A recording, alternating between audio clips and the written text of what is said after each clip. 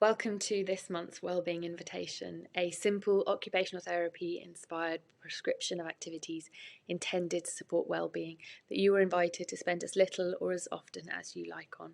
It is a generic prescription and the activities are intended to support well-being and should have very little side effects. However, be careful with them, and if you don't feel like doing any of them, don't. This month we're exploring the company that we keep. And this is a quote from Louisa May Alcott. "I'm not afraid of storms, for I'm learning how to sail my ship."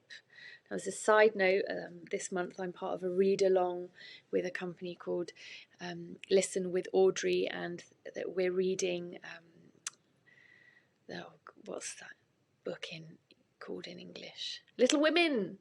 So we're going to be reading Little Women over March. So that's the inspiration behind that picture. March with the marches, and that brilliant quote from Louisa May Alcott.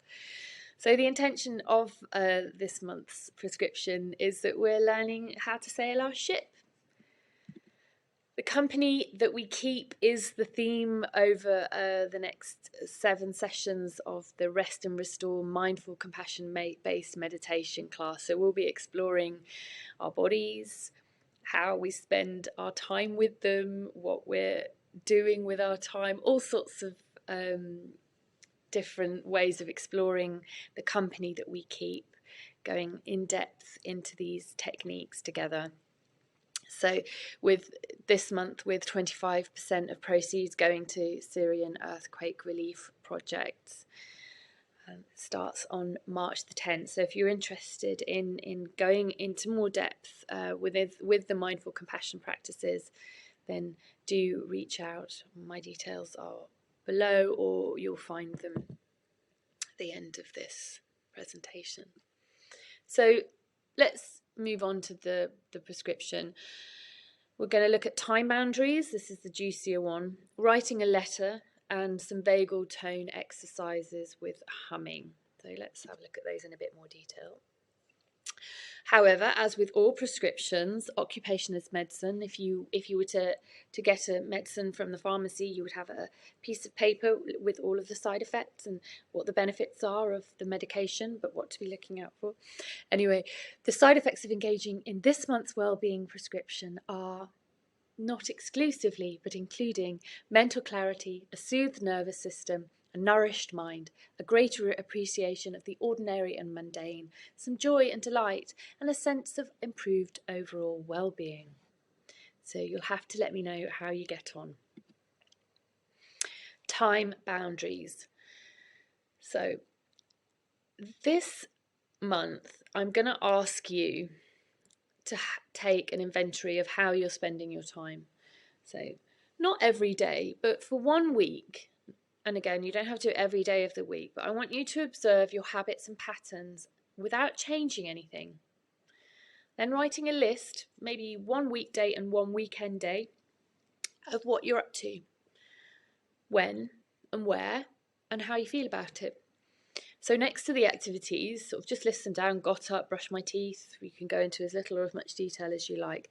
Next to each activity, writing whether it was nourishing, depleting, or neutral. And it can be a mixture of those. So nourishing activities can also be depleting. Depleting activities can also be nourishing. Neutral can be nourishing, neutral can be depleting. So being playful around it. And then after that week, I'd like you to have a sit down and have a think about what you learnt. Are you pleased? Are you delighted? Are you disappointed? Is there anything that you would like to change? Is there anything you'd like to make sure that you keep, that you're doing, that's working well for you? Being honest with yourself. Are you doing what matters? Are you spending a little bit more time on things that don't matter to you than that do? And is there anything you can change about that? And if there isn't, how you can support yourself around that?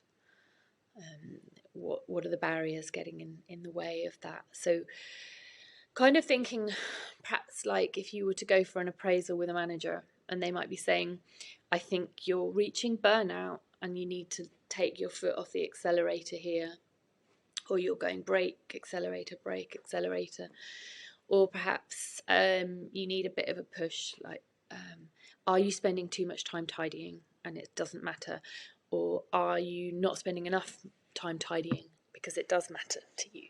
You know, those just being that impartial witness to yourself. So this is a slightly juicier one. So being kind to yourself, just noticing. You don't need to change anything. You know where I am if you need any support around that. I can signpost, or we can book in an individual session. Okay. It's all information. Writing a letter. So spending intentional time creating a letter will leave you with a greater sense of accomplishment than sending an email or text message. Letter writing is tied to our hearts through our inherent drive for social bonds. It brings joy and fosters meaningful connection. And an added bonus can be that physically writing out the ideas in our head helps to increase clarity too. So if you need help thinking about what to write to a friend, you could write about your experience of having observed your time for a week and tell them how you found it, what you learned, and they'll have that joy of receiving your letter, of it landing on their doormat. So a joyful exercise, although it can bring up things for us, writing letters to friends. And then finally, a vagal tone exercise. So your vagus nerve is connected to your vocal cords. I'm sure you've been hearing lots about the vagus nerve with the cold water showers and all those sorts of things that people have been talking about. We don't need to do anything as extreme as that to increase vagal tone.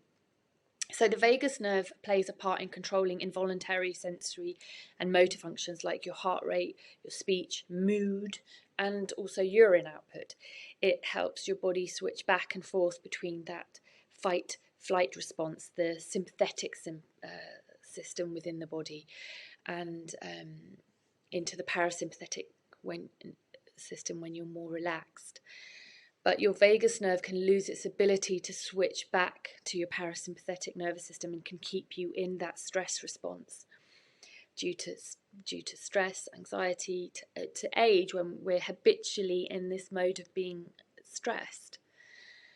And this is known as vagal dysfunction, and it can put you at risk of high blood pressure, heart disease, type 2 diabetes, depression, and anxiety. So the invitation is to increase some vagal tone by humming. So as I said, and as written here, the vagus nerve is connected to your vocal cords, to the muscles at the back of your throat, and passes through your inner ear. So this month, humming along to a tune once a day to improve your vagal tone, making it as simple or as challenging as you fancy. A concerto, a nursery rhyme, an advert that you can repeat in your head from, I don't know, the Milky Bar Kid back in the day. So that's it, those 3 activities. So remember, as with all the invites, you can say no or just try one out. Let me know how you get on, or if you'd like to share your experience, if you've got any tips or hints or things that you learn or things that you'd like to share, I can include them in a review at the end of the month. And if you'd like to explore with me in more depth anything that arises for you, you can book a one-to-one session at a time that suits you. Have a wonderful play with those activities. So we've got time boundaries, we've got writing a letter, and we've got a vagal tone exercise and humming. And also, if you are interested in that meditation class where we really look at this building these new neural pathways to support well-being, then that will start next Friday, and live recordings are available, and you'll be donating some money to a good cause. So you can book sessions or get in contact with me at josephine@thewellbeingatelier.com, and all details of sessions and classes are at thewellbeingatelier.com. Without further ado, thank you for joining me. Any questions, you know where I am.